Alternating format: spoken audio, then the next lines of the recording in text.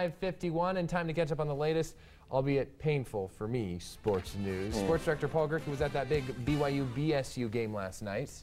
He wraps up a game that was 4 minutes away from having no offensive scoring in your morning sports report. Boise State entered last night's game ranked 24th in the AP poll, a poll recently vacated by BYU after their loss to Utah. That set up a matchup between the Broncos and Cougars that was billed as one of Boise State's biggest home games of the year before the opening kickoff. And Bronco Nation agreed wholeheartedly, packing the stands with a record attendance figure 36,864. Little did those fans know, they'd be clinging to the edge of their seats until the final seconds ticked off the clock. This one was a defensive battle right from the word go. First offensive snap for BYU.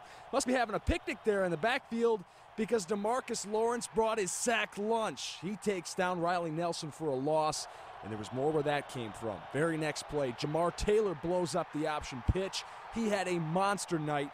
More on JT in just a moment. BSU was having trouble punting. Trevor Harmon shanked his first two attempts. So Coach Pete decides to call the fake on 4th and short, and that doesn't work either. BYU gets the rock deep in Boise State territory. But the Cougars can't put points on the board. Nelson serves up the pick to Jamar Taylor, and then on the next BYU possession, Mr. Nelson, I believe you've met Mr. Taylor. Jamar with the strip sack. Jarrell Gavins recovers the fumble, and BSU's defense keeps it scoreless heading into halftime. The Bronco defense wouldn't let the Goose Egg stay up on the board for long, though. First Cougar touch after recess.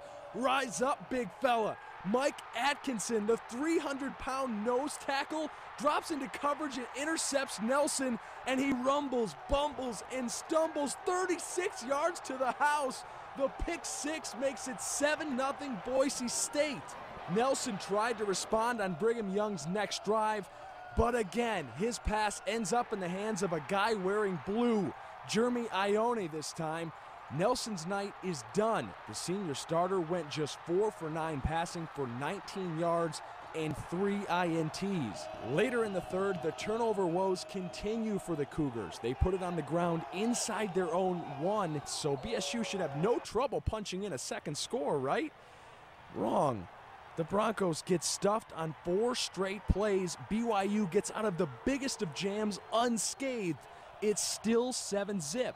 That score remained the same into the fourth when BYU's backup Taysom Hill, a Pocatello product, led the Cougars on a 95-yard drive, capped off by a 4-yard touchdown push by Hill himself. That makes it 7-6 Boise State.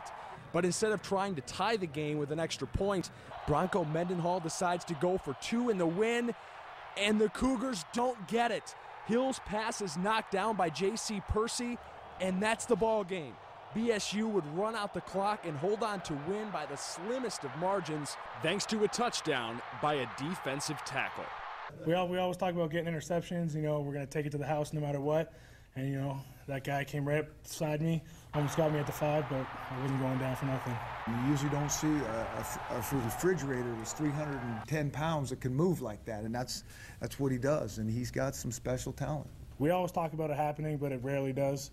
And so when it actually comes true, you know, your team celebrates with you, and you feel great about it. And there was 2 entities out there that I was so impressed and excited about. 1 was our defense, and 2 was the crowd in Bronco Nation. I mean, they answered, and I guarantee you that helped us win. There's no doubt about it. Even though the 2-point conversion didn't work out for BYU, you have to admire Bronco Mendenhall's moxie with the play call, considering the game was on the line. You know what Boise State is admiring this morning? Their 2-1 record as they get ready to head to New Mexico State next weekend. Reporting from Bronco Stadium, Paul Gerke, Good Morning Idaho.